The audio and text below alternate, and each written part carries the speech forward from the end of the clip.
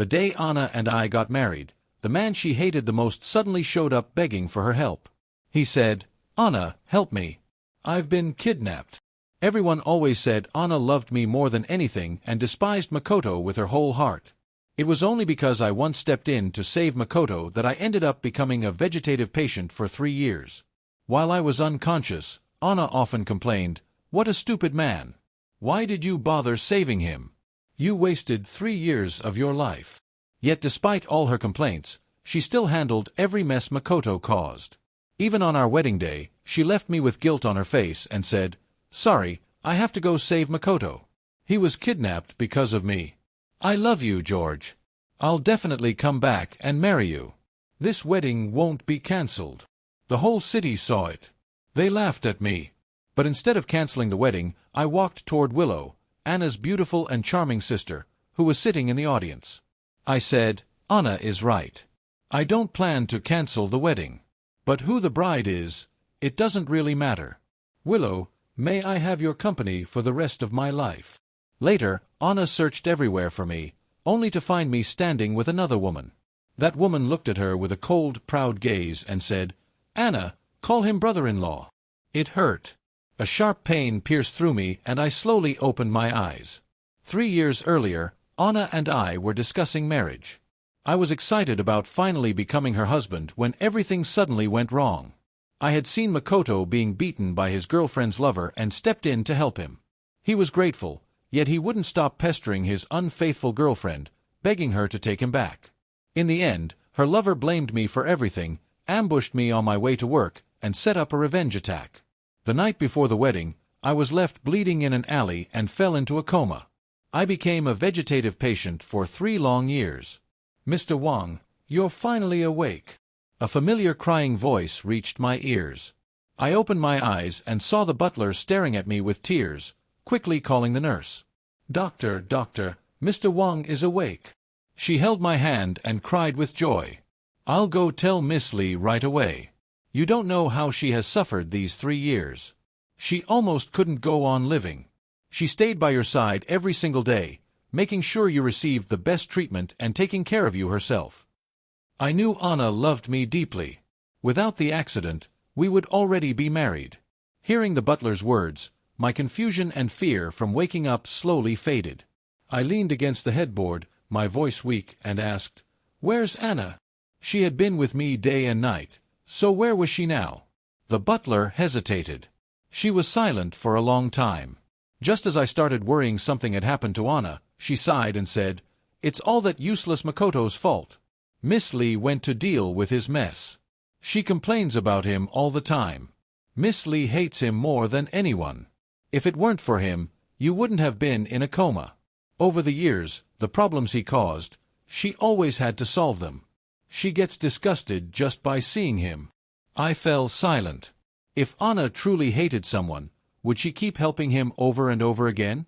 Everyone said she loved me deeply, and I believed that. But on the day I woke up, at such an important moment, she was with Makoto, the man she supposedly despised the most. I shook my head. Maybe she just didn't expect me to wake up today. A clear, cold voice suddenly asked, "How do you feel?" When I looked up, I met a pair of brown, watery eyes, pure and clear like spring water. I shook my head and rasped, "I'm fine. Thank you, sis." The woman froze slightly. She wore a white lab coat that couldn't hide her graceful figure. Her beautiful face, partially behind a mask, looked like it had been sculpted. She was Willow, Anna's cousin. I had heard she didn't involve herself in the Liu family affairs and focused on her medical career. After I became a vegetable, I had been under her care in the hospital where she worked. She said, "Your checkups look fine. You just need rest. If anything feels wrong, come back for further checks." Then she removed her mask and frowned.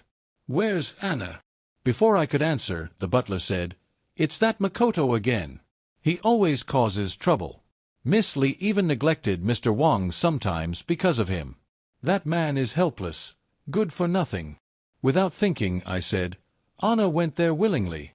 They both looked at me in surprise, especially Willow, who gave me a look I couldn't quite understand. The butler quickly realized she had spoken too much and nervously said, "Mr. Wang, don't be upset.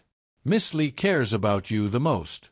If you hadn't saved Makoto, she wouldn't have bothered with him. She hates him. Just seeing him disgusts her." I took a deep breath. It's fine. I didn't think too much about it. I told myself I was overthinking. Anna would even sacrifice her life for me. For 3 years, she never left my side. Why should I doubt her? After my checkups, it was already an hour later. At 9 in the evening, Anna finally rushed in. "George!" she called from the doorway, wearing a black dress that made her look slender and striking. She looked the same as 3 years ago, just more mature. I smiled and said, "Anna, these 3 years, you've worked hard." She had stayed by my side, giving everything she had. Her once delicate face now showed exhaustion and weariness. Anna didn't hold back. With red eyes, she ran into my arms. "George, never leave me again." Her embrace was small but tight, almost painful. She whispered, "We'll get married soon. I never want to lose you." Her voice trembled like she was making a vow. I felt deeply moved. But then I looked up, and saw a man standing silently by the door. His face carried sorrow and pain as he stared at Anna, his eyes full of complicated emotion. If I wasn't mistaken, he was the man I saved, Makoto. When I didn't speak, Anna frowned slightly, as if sensing something. She followed my gaze and saw Makoto. Immediately, her arm around me stiffened. Her body trembled. The tenderness from earlier vanished. When I asked, "Anna, what's wrong?" she snapped out of it, letting go and apologizing. "Sorry." She lowered her head, eyes full of guilt, checking on my condition. "George, it's all my fault. I've been too reckless." The butler chimed in, "Miss Lee is just emotional. You've been asleep for 3 years. She's afraid you'll disappear again." "Really?" I asked, smiling faintly at Anna. She looked back with eyes full of affection. "Of course it's true," she said. In that moment, she only had eyes for me. But earlier, who had she been thinking about? Makoto hesitated before walking in. "Mr. Wang, you're awake." "That's great." He tried to smile, but it looked like he both respected and feared me. Anna snapped, "Didn't I tell you to go home? Why are you here?" Makoto stayed silent and polite, just like the first time I met him, weak, quiet, well-mannered. I said gently, "It's okay. Sit down." But Anna stayed cold and irritated. Makoto didn't dare sit and stood awkwardly. I sighed. "He didn't do anything wrong. Don't treat him like that." Anna's tone was sharp. "He can't do anything right. What's the point of him being here? He only annoys people." The butler added, "Miss Lee is right. Mr. Ito, you cause trouble everywhere. Just stay away, you're bad luck." Before I could respond, Anna glared at the butler. "Since when is it your place to speak?" Even I was stunned. The butler had taken care of me for years, and Anna always respected her. She had never spoken to her this harshly. I frowned. Something felt off. Anna clearly disliked Makoto, but she didn't let anyone else insult him. Only she could. I said, "Anna, the butler shouldn't have said that. I'll apologize to Makoto on her behalf." Anna looked panicked for a moment. She said quickly, "George, I'm sorry, that's not what I meant." Her gaze flicked to Makoto with disgust. "Why haven't you left yet? Are you here to interrupt us?" Makoto's eyes turned red, but he held back his tears. "I just wanted to make sure Mr. Wang is all right, and thank him again." I replied, "It's nothing." Then I asked, "Is that woman still bothering you?" Makoto gave a weak smile. "Thanks to Miss Lee, she hasn't caused trouble in a long time." Anna's expression darkened again. "If you're stupid enough to contact her again and someone beats you to death, I won't collect your body." Makoto's voice shrank even more. I won't do that anymore." The heaviness in my chest deepened. Was I imagining things? Or was there something between Anna and Makoto that I couldn't see clearly? After everyone left, the room felt quiet. With me, Anna was always gentle, never cold like before. "George, now that you've woken up, don't leave me again," she whispered. Her affectionate gaze made the strange feeling from earlier fade. Maybe I was truly imagining it. After all, the look she gave me was full of love. I knew that feeling well. "All right," I said. "I won't be impulsive again." I buried the unease and held her close. Later, when we returned to the Shimizu Bay villa, the car stopped and Anna rushed to help me out. "I can walk," I said. But she insisted, "3 years ago, I let go for one moment and lost you for 3 years. This time, I won't let go." My heart ached and I touched her cheek. She had waited so long. She kissed my fingers and said softly, "George, I'm going to marry you. I can't wait anymore. Tomorrow, I'll announce it to City A." The wedding continues. The night air was gentle, trees swaying slowly. I never expected the wedding room from 3 years ago to remain exactly the same. The hall, the staircase, the carpets, the paintings, everything untouched. Anna hugged me from behind, her breath warm. "Your golden Nanmu tree has grown so tall." I was surprised. "The Nanmu garden is still here?" That garden was something I planted myself, 3 years ago, symbolizing the beginning of our life as husband and wife. She answered, "Of course." She brushed her hair aside, her expression serious as she continued, "I come here every day to take care of it because I know that when you wake up, you won't want to see a barren garden." Her sincerity moved me deeply. Despite managing the company and staying by my side during all the years I was in a coma, she still found the time to tend to the garden I had planted for us. My earlier doubts about her and Makoto suddenly felt completely absurd. I said softly, "Anna, I'll never leave you again." Her breathing grew uneven, and unable to restrain herself, she leaned in to kiss me. "Anna!" A sharp, startled cry cut through the moment, freezing her in place.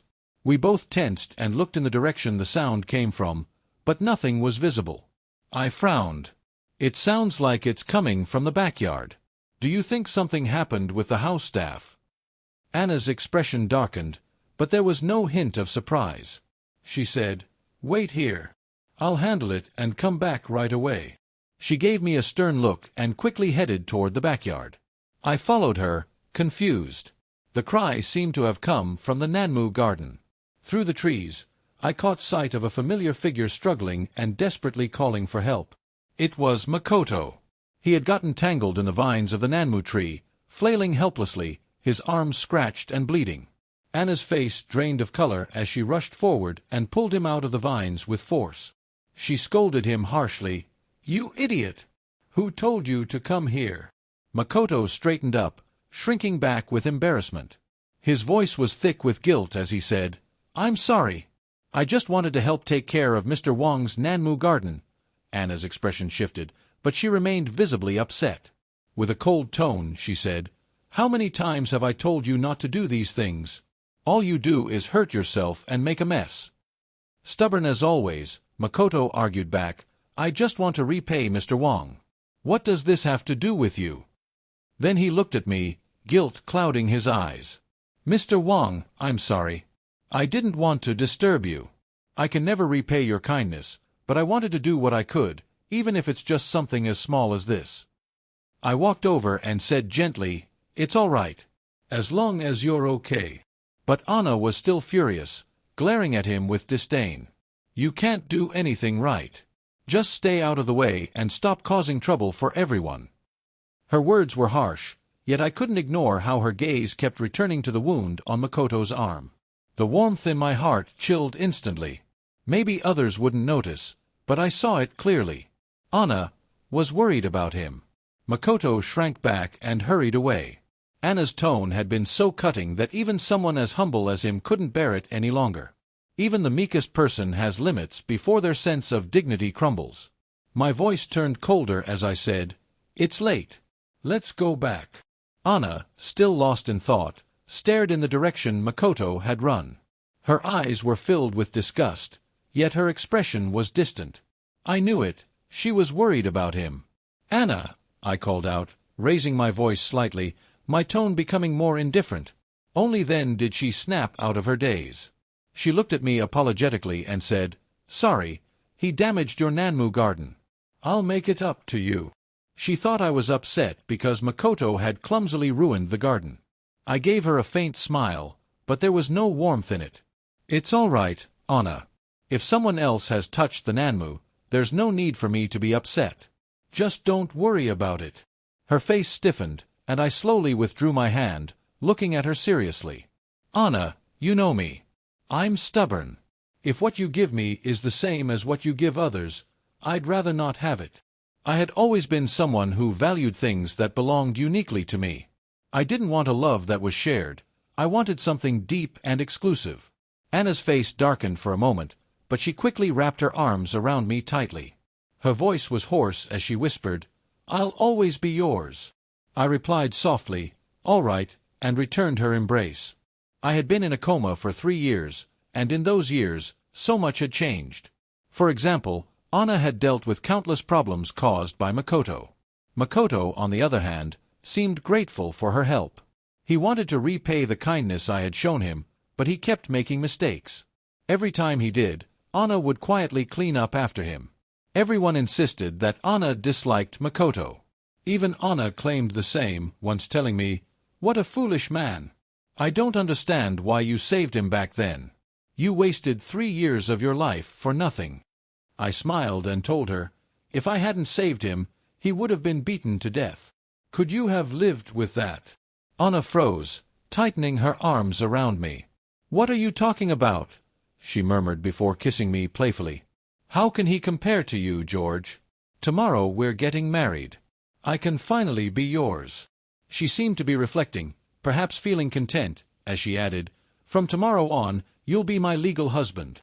I wanted to believe her. The way she loved me now felt the same as before, unchanged. But something was different.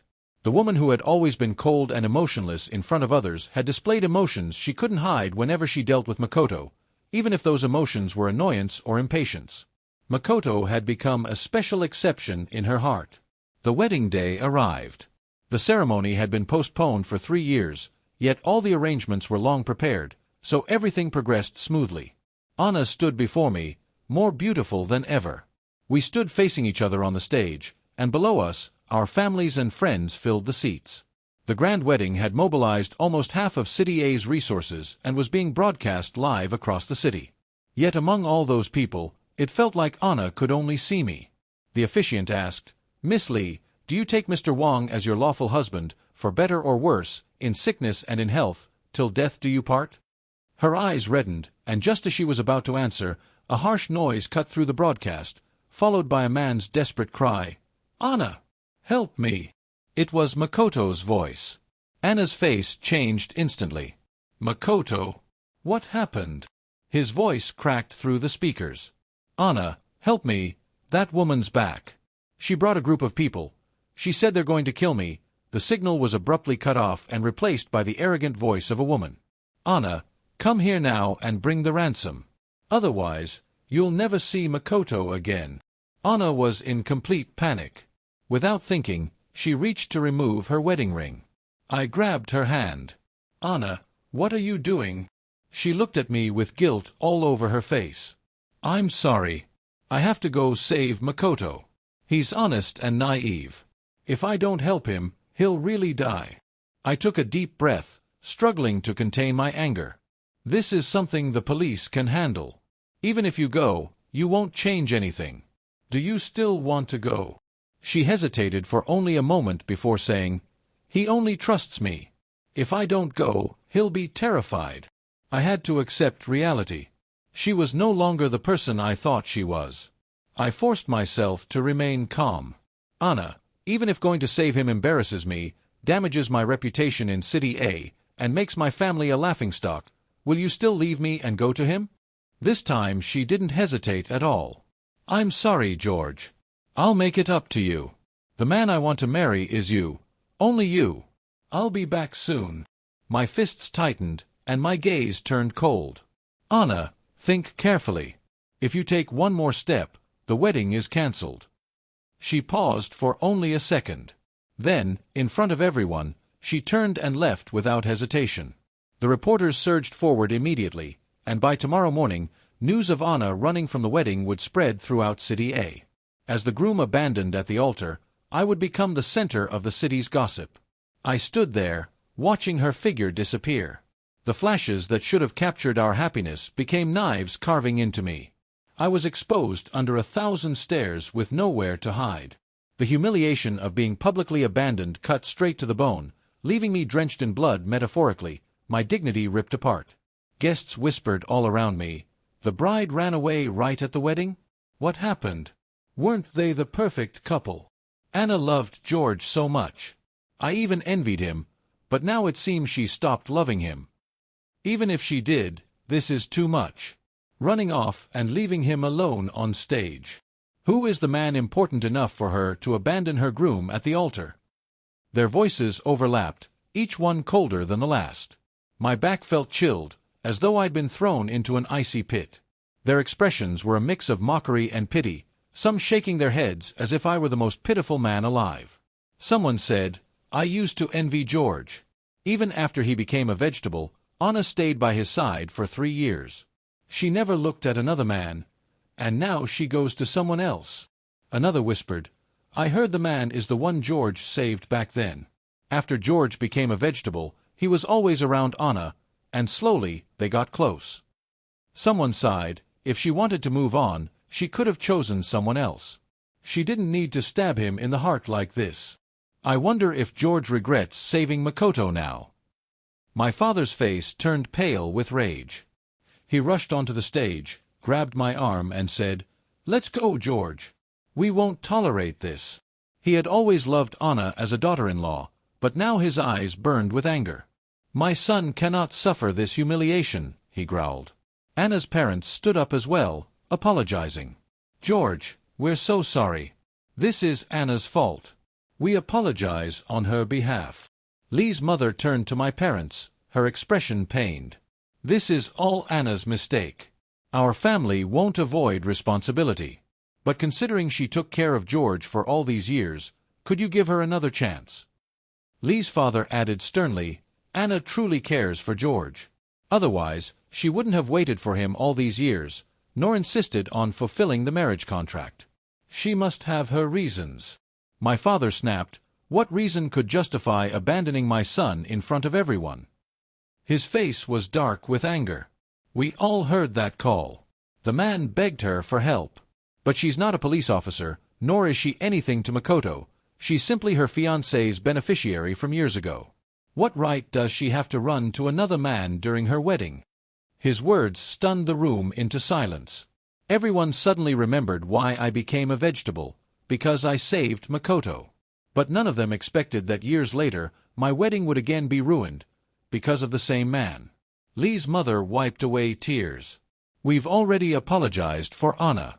The full story. We'll wait for her to return and explain." I shook my head and cut her off. "No explanation needed." I stepped forward, blocking my father. Years ago, I had acted impulsively and put myself in danger, forgetting I had a family who loved me. Now, looking at my father's graying hair, a wave of emotion struck me. It was time I stood for myself. Calming my thoughts, I declared firmly, I said it clearly. "If Anna takes one more step, the wedding is cancelled." Lee's parents burst into anger, their voices overlapping. Lee's father scolded, "What are you doing, George? You've been engaged for so long. How can you cancel the wedding just like that? Everyone is watching. You can't be reckless." I scoffed.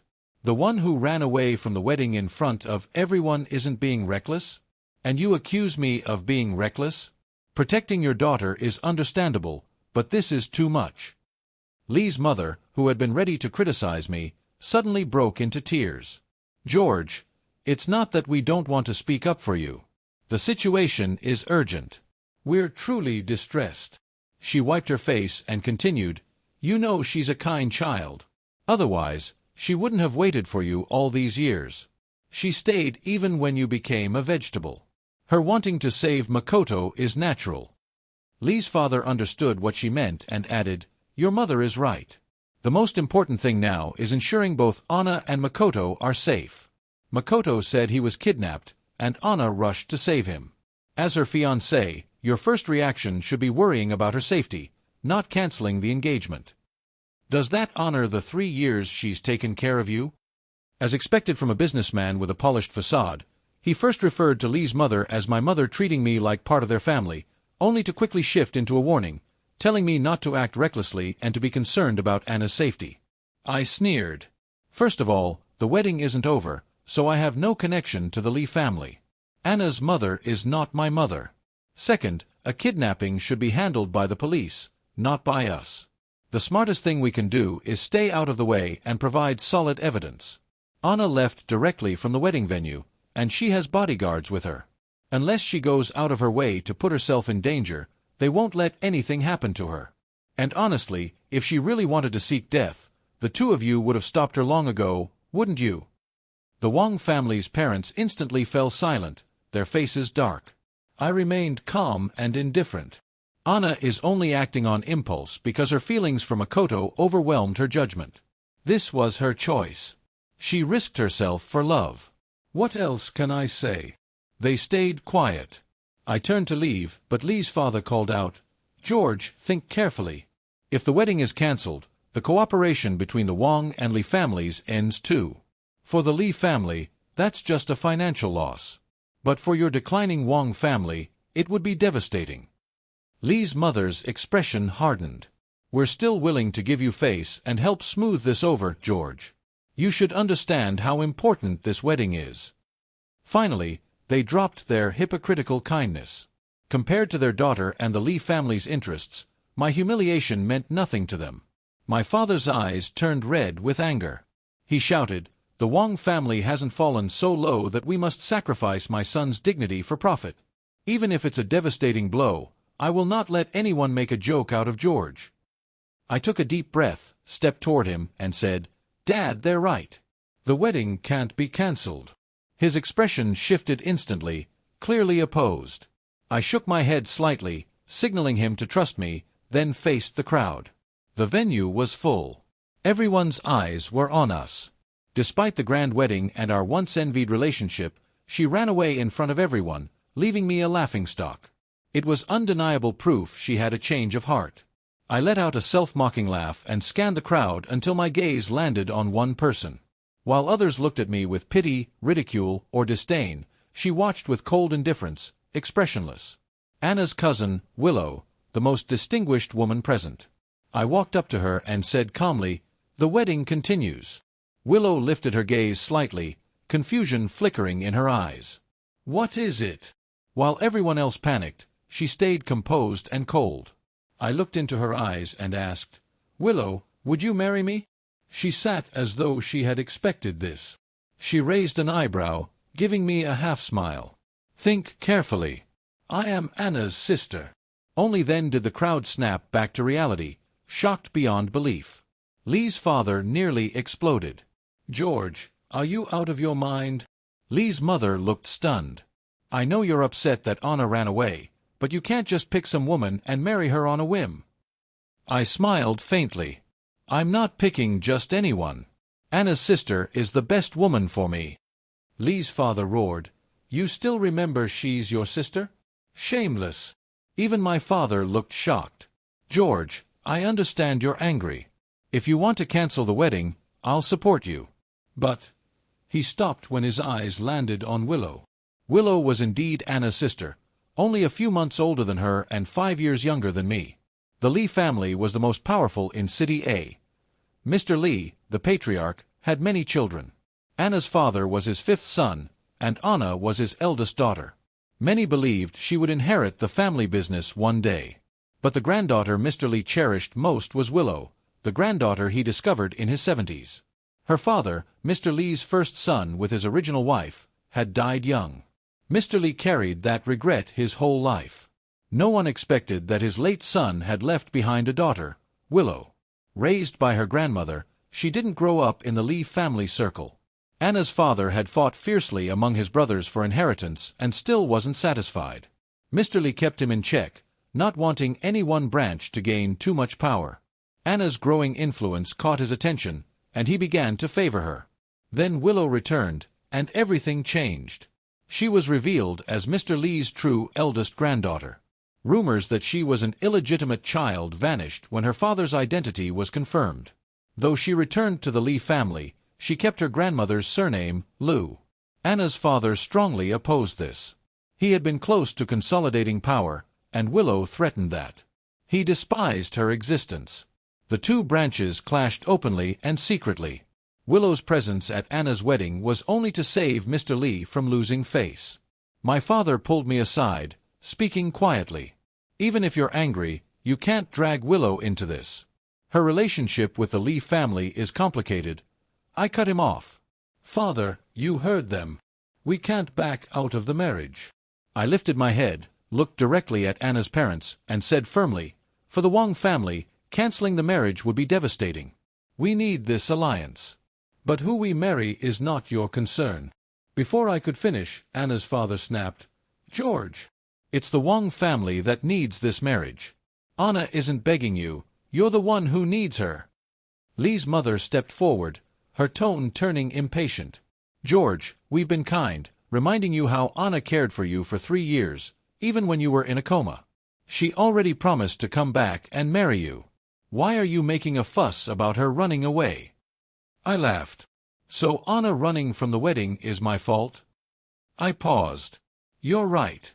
I never intended to cancel the engagement. Their faces eased, until I turned to Willow. The Lee family isn't limited to Anna for marriage alliances. Willow, you still haven't answered me. Will you marry me? The room fell silent. George. Anna's father snapped.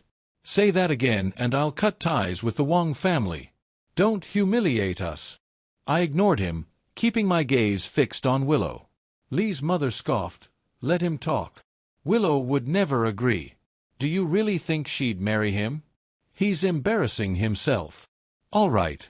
I'll marry you. Willow's calm voice cut her off. The room froze. Lee's parents stared in disbelief. Willow, what do you mean? Her aunt asked. It means nothing, Willow answered blandly. She looked at me, lips lifting faintly. Didn't you say we're getting married? Well, aren't you coming over? I quietly exhaled and walked toward her, taking her hand. Then I look forward to working with you, Willow. She let out a soft laugh. Bold of you. Weren't you afraid I'd reject you? Inside, I was terrified. If she refused, I'd be the biggest joke in the city. My palms were sweating, but I hid it. But you didn't, I said softly.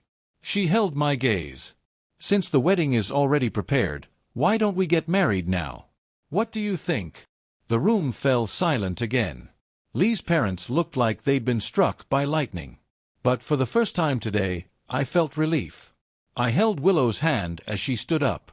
Her white dress was pure and elegant, and she stood beside me like a true bride. I met her eyes and finally breathed. As we walked toward the stage, she whispered in my ear, You knew I would agree, didn't you? I froze for a moment and looked at her, but she had already turned away, standing confidently at the center of the stage. I composed myself and faced the guests. The wedding continued. Just as Anna's parents said, the ceremony couldn't stop. The Wong family needed this marriage. After my 3-year coma, many saw me as a failure. But starting today, they would understand, comatose years or not, I was still George. All the vows I had once prepared for Anna, I gave to Willow.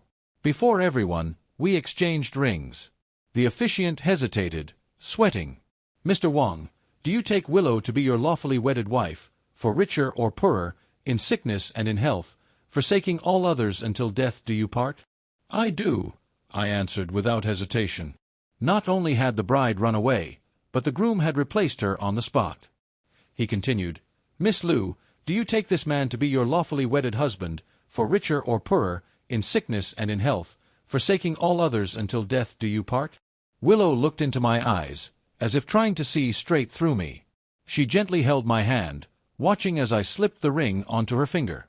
Only then did she answer softly, her voice cold, I do. Lee's parents couldn't bear it anymore. They stood and left with stern expressions. This outrageous wedding still kept the guests there until the end. Even though they were extremely displeased, they maintained civility for Lee's grandfather's sake. After all, Willow was now the top candidate to inherit the Lee family fortune. From initial shock to eventual acceptance, my father looked at me with a hint of admiration. He said, George, that was a huge risk. After the wedding, my father found me and added, "The Wang family regained some face, but did you think about what would have happened if Willow rejected you? Your situation would have been even worse." I replied, "Don't worry, Dad. I know my limits." What he didn't know was that although I was nervous, I wasn't completely gambling. If I hadn't had even the smallest bit of confidence, I never would have taken that risk. There was a knock on the door. Both my father and I turned. Willow stood there, leaning against the doorframe, a faint smile on her lips. "Sorry to interrupt." My father cleared his throat and quickly said, "Well, I'll take my leave now." He was considerate enough to give us space. As he walked past her, he nodded politely. Unexpectedly, Willow casually said, "Goodbye, Dad." Her unexpected address nearly made both my father and me stumble. I stared at her, stunned, but Willow simply watched my father leave. Before stepping out, he glanced at me, wanting to say something, but after looking at Willow again, he chose silence and left quickly. I followed behind Willow, thinking for a moment before quietly saying, "Thank you for what you did at the wedding." She didn't turn around. With her back to me, she replied coldly, "Didn't you say you knew your limits? What are you thanking me for?" Her voice was distant, like she was setting a clear boundary between us. I frowned. It seemed Willow had overheard my earlier conversation with my father. She turned to face me and said, "But you really do have a lot of courage. You didn't think about the consequences at all." I met her gaze and clenched my fist. Considering our situation, I exhaled and said, "I heard what you said to Lee's grandfather that day. We were married now, no matter how it happened. We were in the same boat." I felt I owed her honesty. She raised her eyebrows slightly, signaling me to continue. I said, "Lee's grandfather originally intended for you to marry me." She lifted her eyebrow in interest, urging me on. I continued, "Everyone thinks Lee's grandfather wants his heir to marry into one of the prominent families to strengthen the Lee family. That's why Anna and I were never seen as a good match. Her family even hoped I'd never wake up, so they could choose a son-in-law he'd approve of. But Anna insisted on marrying me to secure an advantage in the inheritance battle." Her expression grew serious, so I continued. "But the truth is, Lee's grandfather never wanted his heir marrying into those so-called prestigious families. That would only dilute the Lee family's power. He always wanted you to marry into the Wang family, to marry me. That way, the Lee family would remain stable. A family like the Lees doesn't actually need outside help.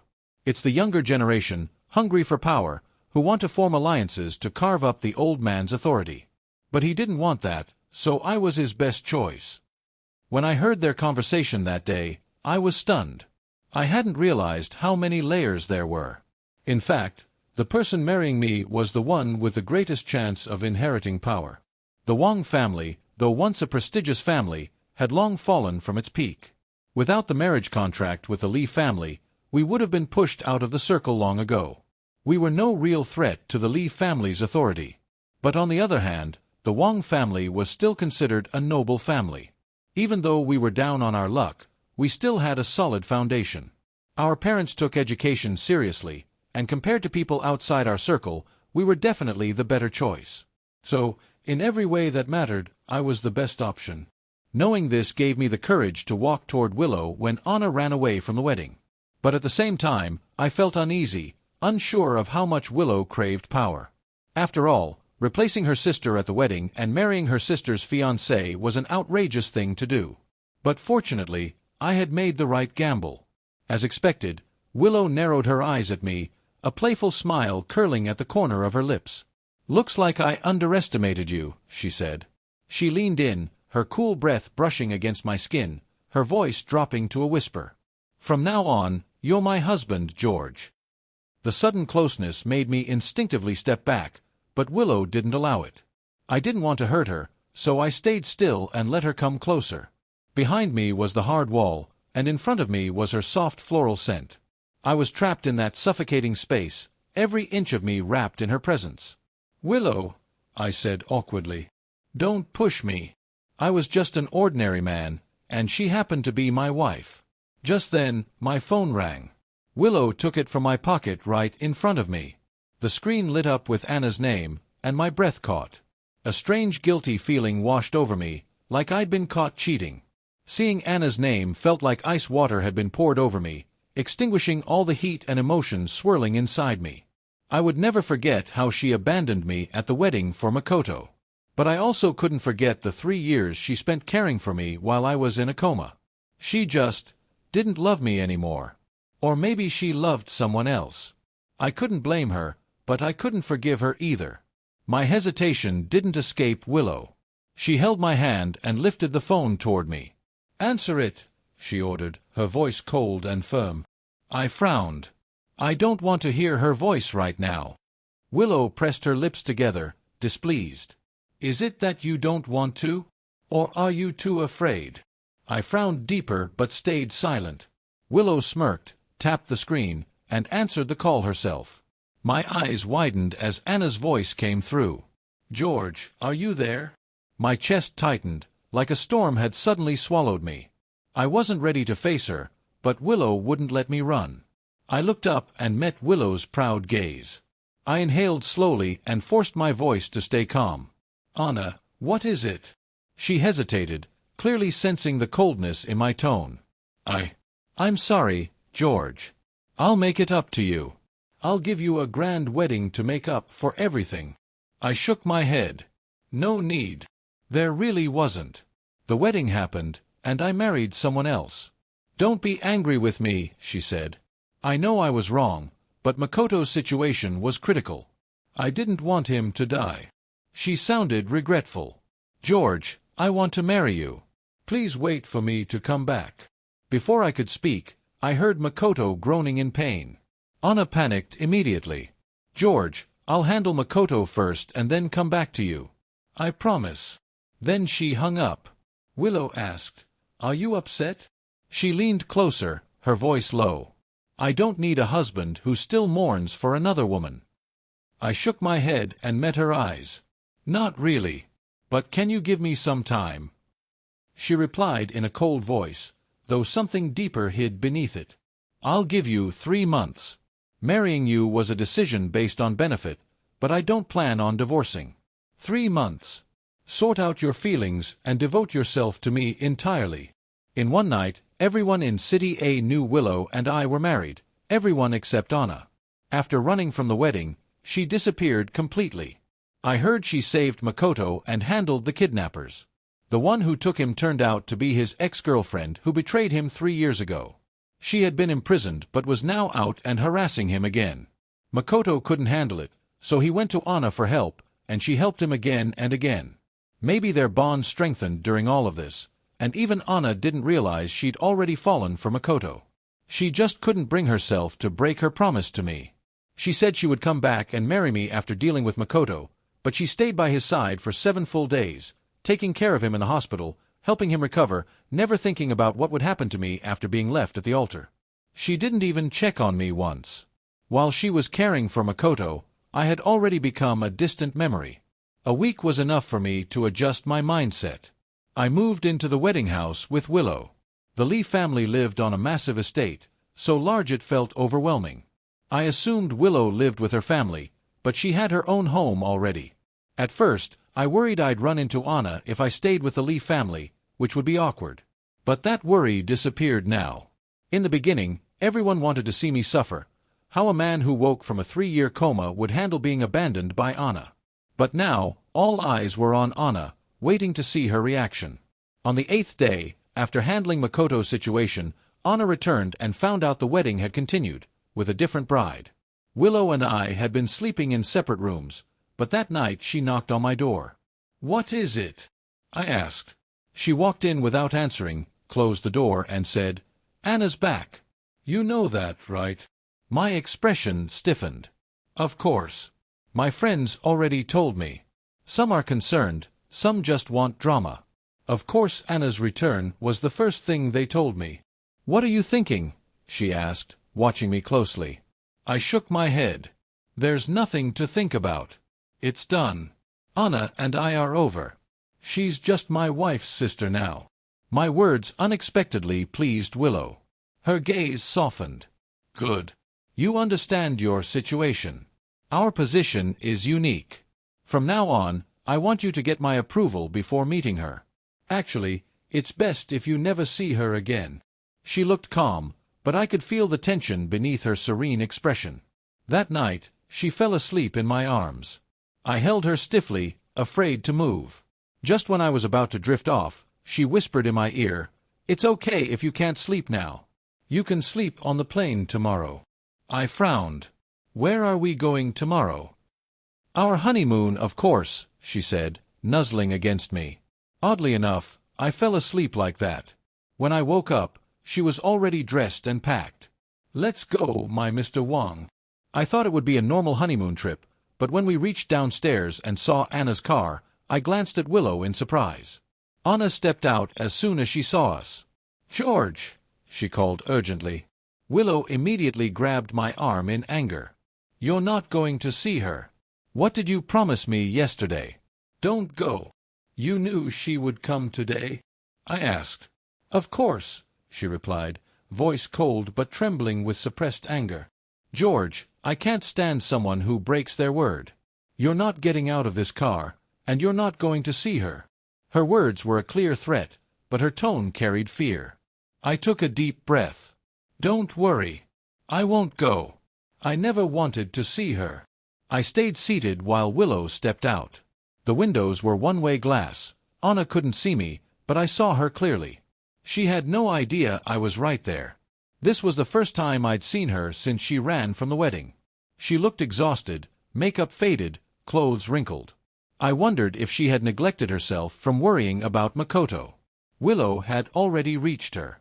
"What's going on?" she asked. "I need to see George," Anna shouted. She grabbed Willow's sleeve. "He promised he would wait for me." "He never said that," Willow replied, pulling her hand away. "Tell me, who did he marry?" Anna demanded, eyes red. "Is he just angry at me?" I realized she still didn't know Willow was the one I married. Her parents probably hid it. The whole city knew, but they couldn't hide it forever. I didn't know whether Willow would tell her. Willow paused, then chose not to. "George married someone else. There's no point seeing him. He won't have anything to do with you." "You're lying," Anna said, voice trembling. "He's just mad. I told him I would come back and marry him. We've been through so much. When he was in a coma, I took care of him for 3 years. He knows I love him. He's just angry I saved another man." So she knew. I closed my eyes, feeling a deep, bitter sense of irony. If she knew, then why leave me at the wedding? We had years of memories, and she cared for me for 3 years without giving up. If she had been honest, telling me she fell for someone else, I would have been heartbroken but let her go. What she shouldn't have done was humiliate my family in front of everyone. Willow said, "He won't forgive you. You know his character better than anyone. But you're no longer the one who understands him best." Anna tried to argue, but Willow turned and came back to the car, blocking Anna from seeing me entirely. Inside, Willow curled into my arms immediately. "If you dare look at her again, you're finished." Her voice threatened, but I could feel her tension. "I promise I won't have anything to do with her," I said. "I won't let this affect our families, and I won't embarrass you." "But—" I pushed her away gently and adjusted my clothes. "Do you really need to scold me like a wife accusing her husband of cheating?" She narrowed her eyes, unbothered by my sarcasm. She even nodded lightly. "You're right. So just don't contact her again." Impatient, I looked out the window, staying silent. The car started moving. Willow wouldn't even let me glance at Anna. All I could do was look through the rearview mirror, watching her familiar figure shrink farther and farther away. Silently, I said goodbye. "Goodbye, my girl." From now on, we were strangers. Our honeymoon destination turned out to be Las Vegas, which surprised me. "I thought you would pick a more casual place to discuss business," I said. "How do you know this isn't a business place?" Willow replied. She booked the presidential suite on the top floor with a breathtaking city view. I didn't argue and sat on the large bed. She stood up from her desk, walked to me, and placed her hands on either side of me. Her figure was graceful as she said, "It seems our wedding night hasn't really begun yet." Her words made me freeze, uncertain. Willow leaned closer. George, I've already given you time. Don't forget, we're a real couple. I'm not divorcing you, and I'm not going to be a fake wife. I responded, I know. I understood that we wouldn't be a couple in name only and that eventually a moment like this would come, but I hadn't expected it to happen so soon. She reached for my shirt, but her movements were awkward, as if she was trying to hide her own inexperience. I gave a small laugh, seeing through her pretense, and patiently guided her. Her tone was usually sharp, but tonight it was unbelievably gentle, so gentle it left me feeling a little dazed. The night seemed endless, and as our bodies touched, we became more familiar with each other. This honeymoon was making me feel increasingly close to her. Her words echoed in my mind, "We are married, a partnership of mutual benefit. You need to trust that I will never do anything to betray you." In comparison to the vague notion of love, I found her words far more convincing. On the day we returned to the country, we got off the plane, and as we reached the airport, I saw a familiar figure, Anna. The moment I laid eyes on her, my expression changed immediately. During our honeymoon, Anna had been trying to contact me non-stop. I was so annoyed that I had changed my phone number, never expecting she would track down my flight. Willow noticed and hurriedly pushed me away, making sure Anna didn't see me. The chauffeur was already waiting outside, and I glanced back at Anna, only to realize there were more people with her. Makoto was there too, his eyes red as he looked at Anna and said, "He's already married. Why are you still so obsessed with him?" Anna responded, "He must be angry with me." She pushed him away, murmuring, "He's just upset that I left him to save you. As soon as I explain that the only person I love is him, he'll come back to me." Makoto, still looking pretty healthy, probably because Anna had been taking good care of him these past few days, stood by her side. I turned my gaze away. It was strange, but there was no longer the sharp, agonizing pain in my heart that had once been there. Soon, we arrived back at our new home. It wasn't until we got out of the car that I suddenly realized I was holding Willow's hand. Our relationship had advanced so quickly during this honeymoon that I cleared my throat and pulled my hand away. Willow looked at me with concern and asked, "Are you not feeling well?" "No," I said. "Then why are you avoiding me?" she asked. She took my hand again and said, "Is it because I've asked too much of you during this time?" "I'm sorry. You just woke up from a coma. I shouldn't have been so thoughtless." I stared at her, speechless. "That's not the reason." I shot her a glance. I wasn't sure if she was being deliberately concerned or if she genuinely worried about me. But honestly, even if she asked for more, I could give it. Willow let out a soft laugh, her cheeks unusually tinged with a hint of red. "If you're feeling uncomfortable, you need to tell me right away." I replied, "I know." Her sudden tenderness made me feel a little out of place. As soon as we got home, my friend called me right away. He asked, "Do you know Anna's been looking for you like crazy?" David, a longtime friend, had been excited when I woke up. He had thought that Anna and I would end up together, but he never imagined things would turn out like this. He couldn't help but curse, "She leaves you at the wedding, runs off to save another guy. I really don't get what's going on in her head. If she loved you that much, she should never have done something to hurt you in the first place." I couldn't help but smile bitterly when I heard about Anna. To be honest, I felt nothing but indifference. I said, "She just hasn't realized that the person she loves is Makoto. Her attachment to me is just an obsession. But I don't blame her. After all, she took care of me for 3 years. Once she clears her mind, she won't come looking for me anymore." David responded, "Is that so? But from the way she's acting, it doesn't seem like it." David immediately fell silent, sighing deeply. "George, you don't know how crazy she's been. She searched for you all over City A, practically turned the entire city upside down. Then somehow someone leaked the news that you went on a honeymoon, so she wanted to go abroad too, but her parents stopped her. After a few days of quiet, she started investigating the woman you married, but she couldn't find anything. We saw how insane she was and didn't want to tell her who you married, but it seems like she might have figured it out on her own. It's just a matter of whether she's willing to admit it." I shook my head as I listened. After David sighed and hung up, I noticed the rain had started to fall outside.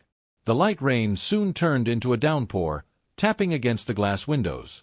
I stood on the balcony, staring down at the scene below, when I suddenly saw a familiar figure standing there in the rain.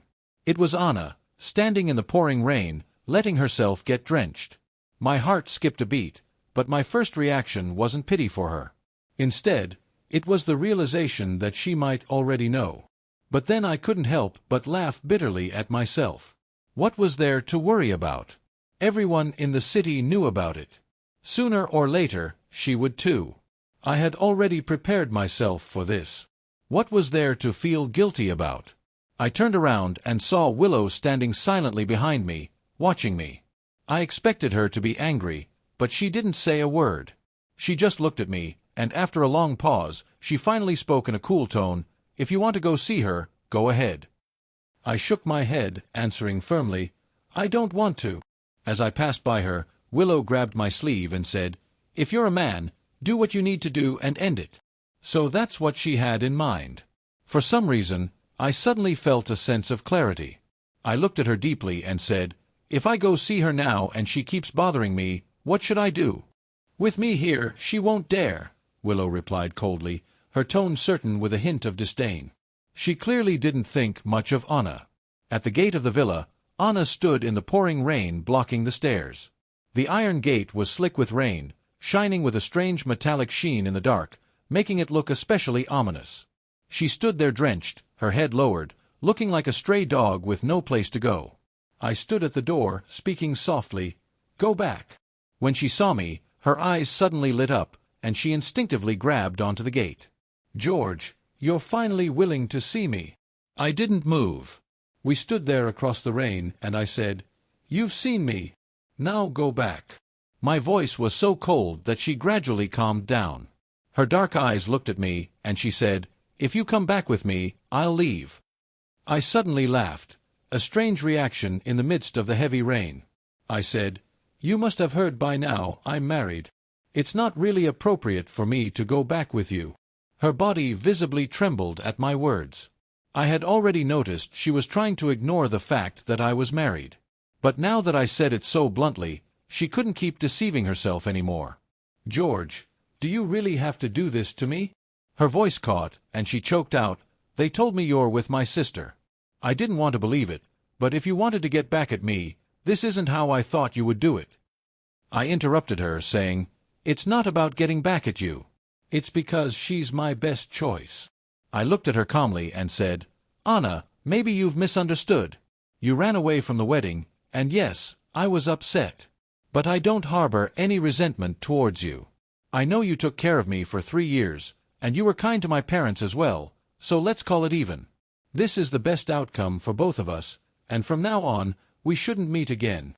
She stared at me, her face crumbling with emotion, and for a moment, I almost felt sorry for her.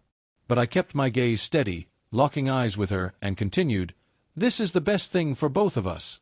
Let's not see each other again. It's impossible." She suddenly rushed forward and grabbed my wrist, saying, "Open the door. Let me in. I'll take you with me. I know you're angry with me. I know I was wrong to leave you, but at that time, I had no other choice." I sighed and said, "I know you couldn't just watch Makoto die. You were worried about him. You love him, you just don't realize it." I had already decided to shatter her facade. Looking at her calmly, I said, "Don't worry. I'll bless you both." She was on the verge of breaking down, her voice cracking as she said, "I don't love him. The person I love is you, George. Don't do this to me." I frowned, replying, "If you don't love him, why did you choose him without hesitation, leaving me behind? You must know it wasn't a matter of life or death. There were police, bodyguards, and plenty of professionals. It wasn't your responsibility, yet you still chose to go. It's because he was the one you loved most. Nothing in this world mattered more to you than his safety. You went because you loved him, even if it meant trampling on my dignity and reputation. How is that not love?" Her face went pale with every word I said. The person who had once loved me so much now seemed to have transferred her affection. No matter how I felt, enduring this kind of pain was worse than cutting it short. I had already lost 3 years. During those years, I had kept so many people who cared for me and loved me waiting. This time, I couldn't allow my emotional entanglements to drag them down. Clearly, Anna was no longer the person who loved me, not in the way I needed her to. She had fallen for someone else. She denied it frantically. I haven't. I don't like him. She was almost panicking as she looked at me. George, I've never liked him. The person I love has always been you. I asked, is that so? Do you believe what you're saying now? As I spoke, I glanced over her shoulder. Makoto had somehow appeared behind her, looking at her with pain in his eyes. His voice was hoarse as he asked, Anna, do you really not love me? He was drenched in rain, and his face was covered with water. Anna froze when she saw him. That brief moment of hesitation was all I needed to confirm my suspicion. I pried her hand away from my wrist and said, Go find him.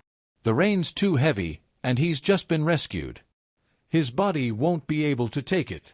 I couldn't be generous enough to bless them both, but Anna had taken care of me for 3 years while I lay in bed. I wouldn't deny that she loved me. Perhaps up until now, I was still the one she loved most. But it was undeniable that she had fallen for Makoto. I had always been meticulous about love. I couldn't tolerate this kind of situation. This kind of indecisive love wasn't something I wanted. Anna finally reacted, shoving Makoto away and then turning to hug me from behind, saying, I'm sorry, George. I only felt sorry for him. I swear I'll never leave you again. You're the only one in my heart. You're the most important to me. Please don't leave. Her voice was choked with emotion as she said, If I had known that saving him would cost me you, I would never have left you. Her words made Makoto freeze. His face twisted with anguish as he asked her in a voice that was almost torn apart, I don't believe it. Anna, look me in the eye. Do you really have no feelings for me? I know I shouldn't have been with you, shouldn't have fallen in love with you. But feelings aren't something we can control. George was just the first one to appear in your life. If it weren't for him, we could have loved each other. Shut up. Anna almost shouted in anger as she interrupted him. The person I love is George, and it always will be. There's no future for us. Makoto yelled, Stop lying to yourself. If you didn't love me, why did you leave him at the wedding and come straight to me? This was the question I had been asking her too. Clearly, Anna couldn't figure out the answer, so she chose to remain silent. She stubbornly looked at me and said, George, please believe me. Just as her hand was about to touch mine, a sweet yet furious voice rang out. Why should he believe you? I turned around in surprise only to see a familiar yet unfamiliar face, beautiful and full of anger. Willow. I was stunned to see her suddenly appear, looking at me with a mixture of surprise and confusion. Didn't you tell me to handle this on my own? I asked. Willow didn't answer me. Instead, she moved directly into my arms, her eyes cold and steely as she looked at Anna. She said, Show some respect. He's your brother-in-law. The word brother-in-law struck Anna like a slap across the face. She seemed unable to bear it and rushed at Willow, ready to start a fight. She shouted, What kind of relative are you? You know I love him. Why are you doing this to me? Willow looked at her as though she had just heard a joke. She said, If you really loved him, why give me this opportunity? Anna froze as if she had been turned to stone, all her tears seemingly frozen in the rain. I couldn't tell if she had actually shed tears, but I saw her eyes were bloodshot. Willow gave her a cold glance and said, If you want to come after me, feel free, any time. But he's my husband now. Don't bother him again. With that, she calmly took my arm and led me back into the house. As soon as the door closed behind us, she suddenly kissed me, stopping me in my tracks. Her kiss was forceful and seductive at the same time. Willow! I tried to call her name, but before I could finish, I tasted her tears.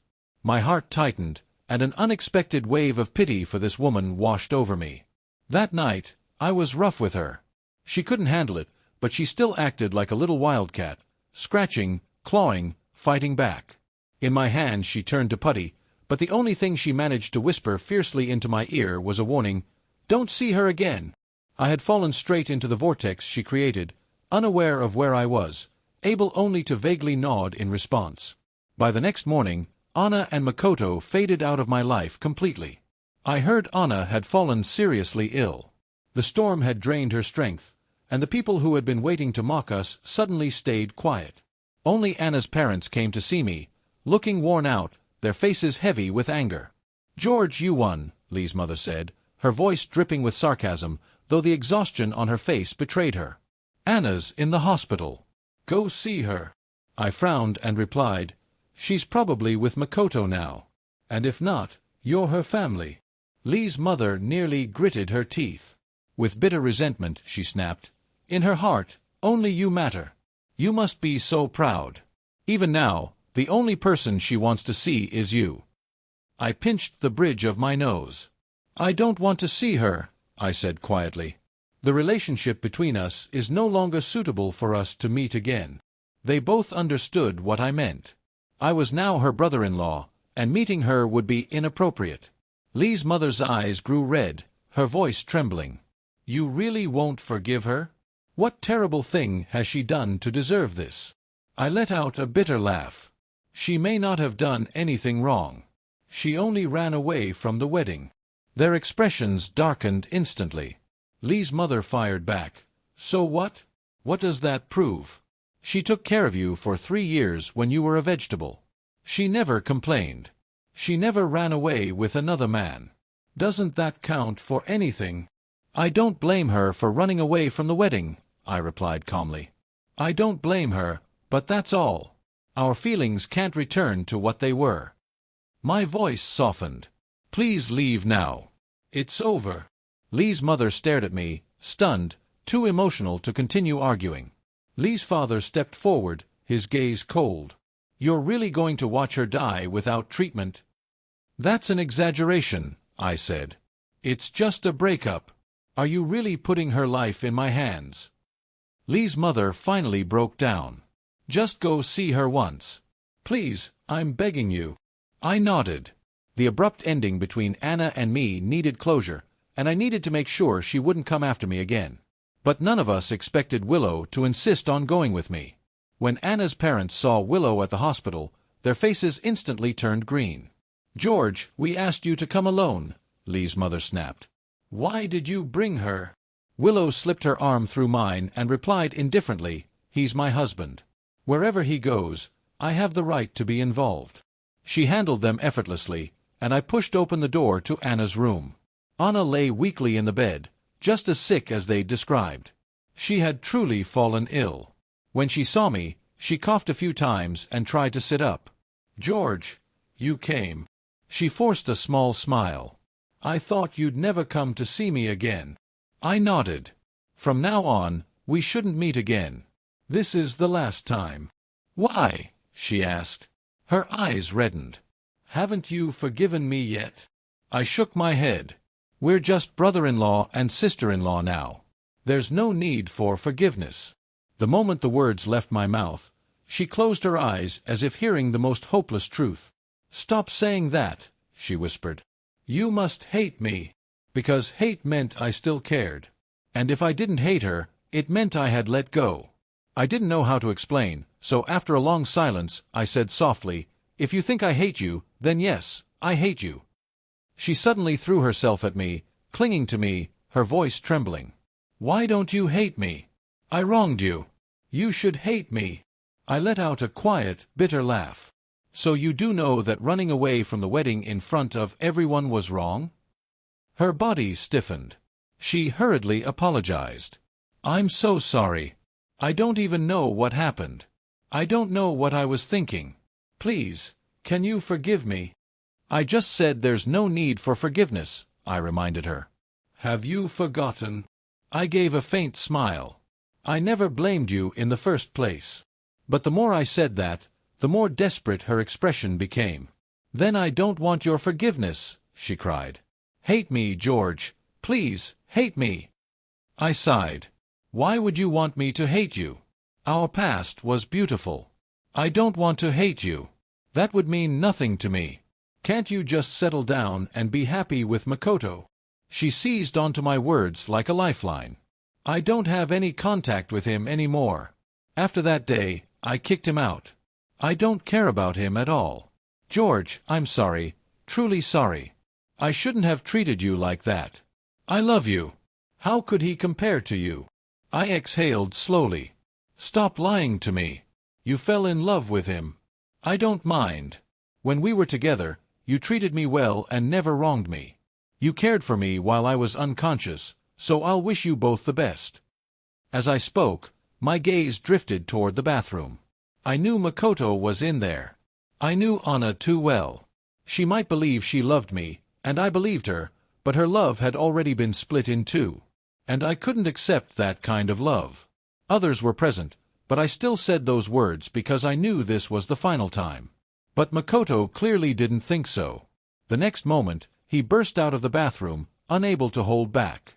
George, you're going too far. You don't deserve her love. Anna was shocked to see him. What are you doing here? She demanded, immediately frowning. Didn't I tell you to leave? Then she turned to me, panic in her eyes. George, I'm sorry. I didn't know he was here. I shook my head. There's nothing between us anymore. Even if you're with him, I won't say anything. I gave a calm smile. In fact, if you're with another man, I'll wish you even more sincerely. After all, I glanced at Makoto. The reason I became a vegetable was to save him. Makoto instantly fell silent. After a long pause, he muttered with frustration, That's my debt to you. But Anna doesn't owe you anything. Why are you doing this to her? She loves you so much. Is that so? I asked. Didn't you just say she had fallen for you but didn't realize it? His expression changed immediately, speechless. Anna looked at me with red eyes. No matter what, I've always loved only you, she said quietly. I admit I had some sympathy for him, but compared to my love for you, it's nothing. You should know that. I sighed. Anna, I'm sorry. I can never accept love that's mixed with something else. You know that about me. She finally broke down in tears. What if I kneel and beg you? What if I beg you to stay with me? Makoto's eyes turned red too. Please stay with her. I'm begging you. But a cold voice cut through the room. And who do you think you are to beg him? The hospital room door flew open. Willow stepped inside, scoffing. She shot Makoto a look of disgust. You are the last person qualified to speak here. Makoto stared at her, startled. You're Anna's sister. The one who took away the man she loved. I didn't take him, Willow replied calmly. She gave him up willingly. With a cold, steady voice she continued, It's because he trusted you, such a foolish man, that he lost the woman he loved. She planted this disaster herself. Makoto shouted, That's because Anna doesn't love me. If she did, I'd be better for her than George ever was. George never loved her. He married you so quickly. He doesn't deserve her. Oh. Willow's eyes narrowed. Running away from the wedding in front of everyone, humiliating him, and you call that love? She sneered. I won't deny she once loved him deeply. She regrets it now, but for George, once love becomes impure, once it cracks, it can't be repaired. And you are the stain. Makoto's face darkened. You are the last person who should talk, Willow continued coldly. George saved your life. If not for you, he would have married Anna and none of this would have happened. He saved you, and in return he lost everything. His fiancée ran from the altar because of you, and now you dare say he doesn't deserve her? The only person who deserves nothing is you. Makoto stepped back, his hands nervously hiding something.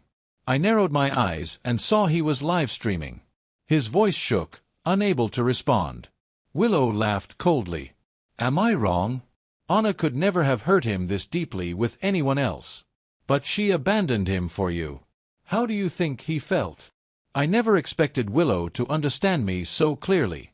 This is a double betrayal, she said. He saved your life, yet you're ungrateful. You took his woman. Don't you dare speak as if you're the victim. Then she turned to Anna with a sharp, sarcastic look. You say your feelings are sincere, but sincerity like that is laughable. Anna looked devastated. She turned to me, eyes filled with regret. I'm sorry, George. It's all my fault. I shouldn't have abandoned you. I'll never see him again. I swear I don't have feelings for him. Maybe some sympathy, but the only person I truly love is you. I looked at her carefully. A lot of feelings begin with sympathy. We can never go back. Even Willow understood that. Why didn't Anna? Hopelessness filled Anna's eyes. She looked at Willow and asked desperately, "What about her? Can she guarantee she'll love you and only you for the rest of her life? Never get distracted." Then she turned back to me. "George, I'll never make this mistake again. Give me one more chance. You're the only person I ever wanted a life with. There has never been anyone else." Makoto choked, then asked Anna, "Have you really never loved me?" "Yes," she answered firmly. "I've never loved you. Maybe there was some pity. But I would never give up George for you." Makoto finally gave up. He threw his phone down and left. The live stream was still running, but Willow immediately shut it off. Anna's face turned pale, then twisted into a bitter smile. "I can't believe I lost you because of a man like him." Makoto had hidden in the bathroom live streaming everything, hoping to humiliate me and show everyone that Anna had fallen for him. Instead, the one humiliated was Makoto. Later, David angrily said, "I never liked Makoto. You saved his life, he steals your woman, and he isn't even sorry. He acts like some tragic hero. At least you have Willow. Those two deserve everything they got. Otherwise, I'd be furious on your behalf." After that long night, I didn't see Anna again, but I heard she wasn't with Makoto. His reputation sank instantly. He tried contacting her many times, but David told me Anna ignored him completely. I thought I would run into Anna occasionally. After all, Willow was still her sister. But Willow avoided every chance of that happening. I had always seen my marriage with Willow as a business arrangement, but over time, things slowly improved. I remembered what Anna said. Could Willow guarantee she would love only me forever, never get distracted? I realized I didn't care. Because I had no expectations of her. I didn't have deep feelings for her. We married because it made sense. Maybe we didn't marry for love, but for stability and purpose. With no expectations, there was no disappointment. What I never expected was that Willow would give me more than I imagined. She gave me a sense of security. People mocked her, saying the cold, aloof beauty had suddenly become a love-struck woman, the kind she never expected to be. An ideal wife. A future mother. And she was mine. She had never made any promises to me, but her actions showed me that I was the only one for her. She said, "I spend most of my time on work and only a small part on life. Believe it or not, I have no extra energy to develop feelings for other men." One time, Willow looked at me seriously and said, "I'm not someone who feels deeply about emotions. I'm not as kind as Anna, who can feel sympathy and affection for other men. I can be cold-blooded, but I'll never be indifferent to you." She sounded a little sarcastic when she mentioned kindness, and I couldn't help but laugh. "All right, it's been a long time. Don't hold on to that anymore." Life continued slowly, warm and steady. Willow became pregnant. The arrival of this child filled her with immense joy, and gradually, people began to forget my past with Anna. I think Anna would eventually move on too. Later, at my child's first birthday party, Anna finally appeared before me after a long time. She didn't say anything. Her hair was cut short, looking like the bright, youthful girl she once was, though now with a touch more maturity. She handed me a gift, and Willow, wary, didn't allow me to interact with her too much. Anna gave a faint smile and said, "You don't need to be so nervous. I've let go of him." After that, she left the gift and a letter before leaving. Willow insisted that I open the letter in front of her, and I couldn't refuse. The letter read, "I've let you go, but you'll always be in my heart. George, when you were by my side, I was a person full of emotions. I could love, I could hate, and I could feel sympathy for others. But I didn't expect that this abundance of emotions would tear us apart and make you leave my side. Now I've become an empty shell, unable to love, unable to hate. When I realized this, it was too late. I've completely lost you. If I could do it all over again." She didn't finish her sentence, and I couldn't bring myself to read any more. Yes, Just like she said, it was too late. I have my life, and she has her future. I'll walk my own path without compromise, without regret.